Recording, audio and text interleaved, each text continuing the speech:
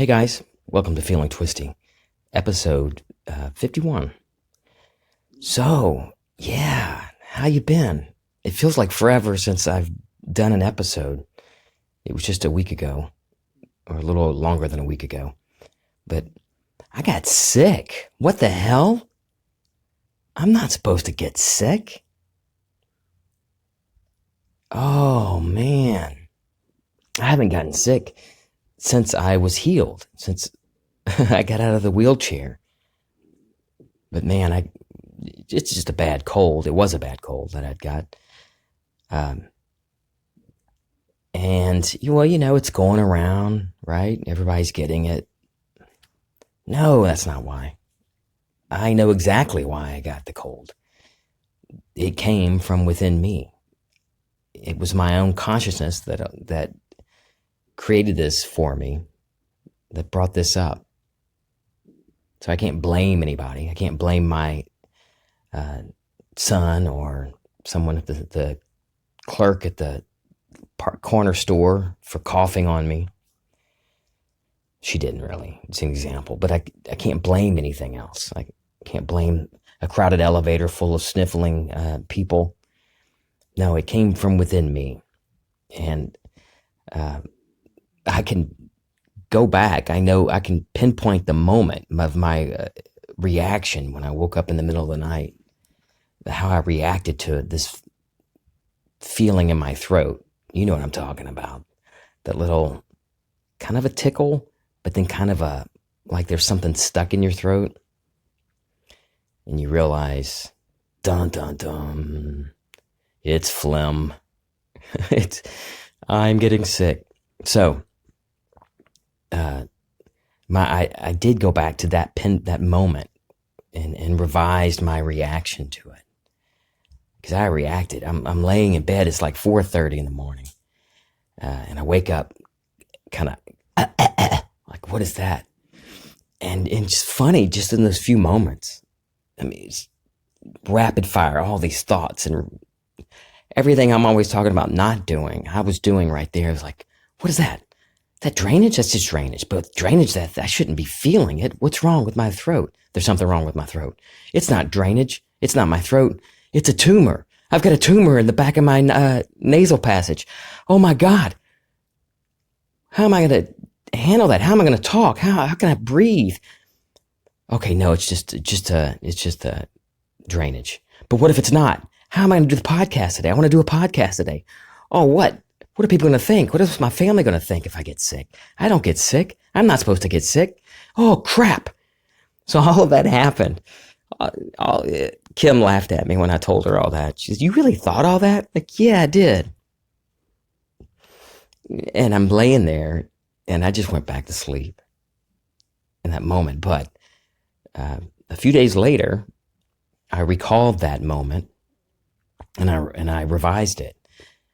Because I believe, and Neville teaches, that everything is happening and exists right now. Everything is happening now. And everything exists within my own consciousness, what I give life to. So by revising my reaction to that reaction, that change carries forward into my future. So revision is a great tool to use. I've talked about it a little bit. I think episode 31, maybe. It's called Revision is the title, if you want to look it up. But I'll talk about it some more too. Anyway, but I want to talk about reactions, because my reaction is what I remembered that from this particular story about getting sick. But I can't blame anybody else. I can blame no one for getting sick, for having this funky cold. It comes from within me. So, yeah, it was weird. It's been a weird week. But a few days before that, I did have a moment where I was thinking, man, it sure would be nice if I could just have some days to just chill out in bed. I just want to just do nothing. I want to do nothing and not be expected to do anything and just lay in bed for a few days. And, well, I got my wish. Yay, me. So, but I'm back. I didn't want to keep putting it off. So thank you for listening. So reactions, how we react to things, circumstances in our life, is a good indicator on the state we're in. Our reactions, Neville teaches that each state, every state, and their infinite states in which we dwell, in which we choose to dwell or we dwell in unknowingly, we fall into. But our state determines our reactions and our thoughts and our beliefs. And when you move and dwell in a new state and you're seeing the world from this new state, your reactions automatically change. And your beliefs about, well, in my experience, everything, it changes. There's a little change. Some nuances are different and some completely change. Remember, I talked about a couple of times in my example of changing states. When you're moving states, I talked about, imagine you're in one room in your house, and you look out the window and you see the cars and the street, your front yard or backyard, whatever, the old oak tree, whatever you see out of your window in that one particular room. But then if you were to physically walk to the other end of the room, of the house, and then look out the window, you might see the same old oak tree and the same street and car and yard and birds, but you're seeing it from a different perspective. You've actually moved spatially a new perspective. But for me, it was a good way for me to understand moving states. It's a state of mind, an attitude. So when you move and you're dwelling in a new state, you may be seeing the world. You still see the same things, but your perspective is different. Your attitude toward it is different. Your point of view, your emotions, everything is different because you have moved states. So just like physically when you move from one room to the other, things change. Your perspective, how the world looks, is changed spatially. When we move in imagination and we're dwelling in a new state, and if you continue dwelling in that state, you automatically see things differently. Let's say you're unloved, you're feeling unloved, you've got no one, you want to be loved, have a loving relationship with someone. And in the moment, you're not at this moment, but you want it. That's your desire.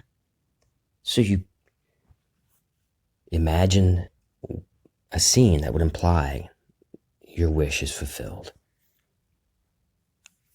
Or you think about that and ask yourself, what would it feel like to be in a loving relationship, to feel the love of another person and to love that person and to feel the power of that wonderful union, and maybe the hanky-panky too. Just all of that. What would it feel like? How would I feel if I were that already? And once you've gotten to the point where you feel that is true, that it's done, whether you're doing a scene or you're just answering your question, what would the feeling be like? It's the assumption. It's the assuming that it's done, that you are that person. That's where the power is. So when you get to that point, you're in a new state.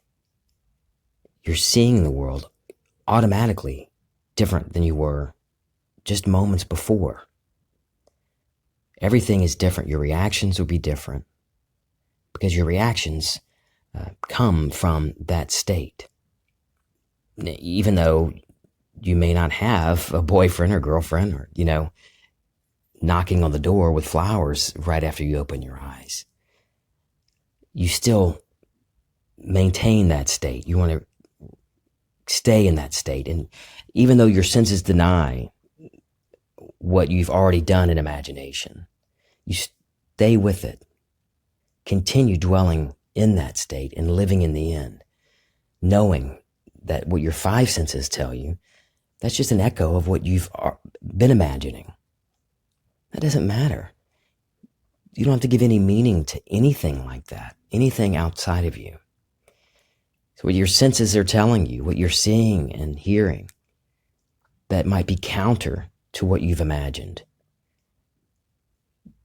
has no power over you unless you admit to the truth of it. You can see it. You can see that you have, one side of your bed is never unmade. And you can see, there aren't his and hers towels in the bathroom. It's just mine. You can still see that, but you don't have to give meaning to that. You don't have to give truth to it. You don't have to accept it. You continue dwelling in the state of your wish fulfilled. You can be aware of your singleness, your aloneness, but still know that you've already moved in imagination, and you know that your I am, your awareness, is where all the power is. And if you know that consciousness leads the physical, then you know that you will experience it, that it is yours. For me, I've noticed for certain things, very easy to imagine and then assume it's done, and it pops up and no real problem with it. And then other things, for me, I've assumed it, and then it just seems like it's an ongoing, oh my gosh, I'm doing something wrong. And I've talked about this before, where I was continually trying to up my game, improve my technique, new techniques, new lectures to hear, new speakers, trying to find the next big thing or the next thing that I'm obviously missing to get to that point. No, the only thing I needed to do is just maintain that assumption, continue dwelling in the state of my wish fulfilled. I assume it's done, and regardless of what my senses tell me, what I see on the outside of me, I know it's done. And for me, that's where the tricky part has been in the past, where I still react. I was doing a lot of reacting to circumstances. Like a nuclear explosion sometimes, and not really outwardly, but inside, it's just like boom, reaction, and then calm down. Okay, go back, revise, go back, replant the seed. I was doing all these different things, and it was wearing me out. And then I noticed that it's always the same thing, and I've gotten into a routine of imagining just enough, and then it not being enough, and then it's just okay. I slapped another imaginal Band-Aid on it, and then it's the same cycle of reaction and imagining enough to get through this particular thing. And all I need to do is notice my reactions. Well, how am I reacting? If I'm constantly reacting that way, I'm not dwelling in the state of my wish fulfilled. If I'm continuing the cycle of imagining, I'm imagining I'm doing it right, and then evidence tells me otherwise, and then I react. And I react, and I react, and I revise it, and I fix it, and okay, made it. Let's try it again. React again, and the reactions never change. I'm not saying to beat yourself up every time you react to something or have a doubt or fear. No, you are God. You don't have to get upset about it or give it any meaning. But for me, I notice that when I'm reacting the same way every time, I haven't grown any in that particular area. There's no expansion for me, because it became, I like routines, certain things. When something works, I just stick to it, even if it's not good for me. And this is one of those things where I'd gotten to this habitual circular motion of imagining and then reacting and revising and reimagining and reacting and revising, and just kind of keeping the status quo without really the expansion that I wanted, until I started noticing that recently, and I was tired of it. It's really time to kill the old man, to bury this old state that I know I've moved from. I know I've moved from this old state. I've dwelt in the state of my wish fulfilled. But the old man, the old state, can be habitually hard to get rid of. That's what I imagine, of course. I imagine it's difficult to get rid of. But this old human mind of mine wanted to keep fighting it. Like, let me just get by. Just do enough and we'll fix it. We'll revise and we'll replant and then we'll fix it. We'll revise and replant. And I got tired of that, because my own awareness is in charge here. I don't have to keep reacting the same way to the same circumstances. If I continue to do that, then that's what I'm going to continue doing. But it's time to bury that old guy. Bury the old me.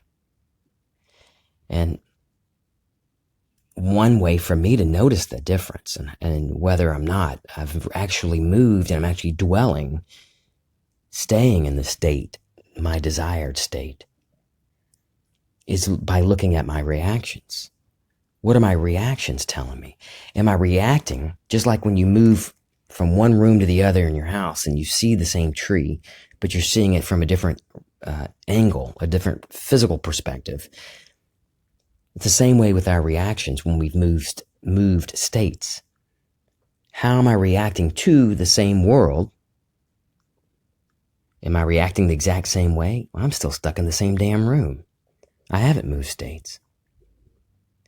Oh, I have moved. And lately I'm starting to pay more attention to not just my reactions, but how I describe the world to myself. Everything, politics, sports, alcohol. It's for me, even moving states that had nothing to do with alcohol changed my perspective or tastes, I guess, for alcohol and even food.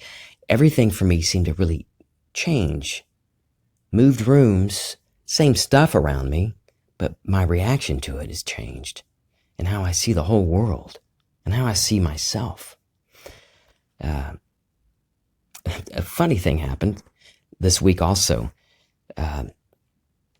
Someone very close to us just kind of laid into, let it be known how dissatisfied, how disapprove, how they don't approve of pretty much everything that we've done, my wife and I have done, as far as how we've, from the birth of our children, to how we've raised our children.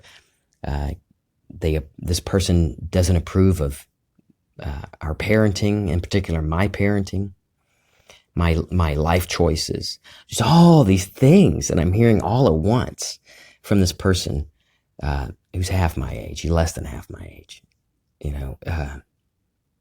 very sweet, loving person. But hearing all this, I know that if I had been dwelling in the state or in a prior state, the old me would have there would have been a reaction, a big reaction to it. How dare that person say that? Who the hell do they think they are? Judging me? They don't know me. They don't know my story. And I might have been on Facebook. I don't know. I can't really, some people get on Facebook and they do the whole passive aggressive. Some people want to stick their nose in our business. They don't know our business. They have no right to say anything. You know what I'm talking about. All these things I could have done, and I would have just ripped into this person. And then I would have had a lot of self-pity. I was the king of self-pity. I would have been just washed out all night and all day today, just in wallowing and drowning in a pool of self-pity.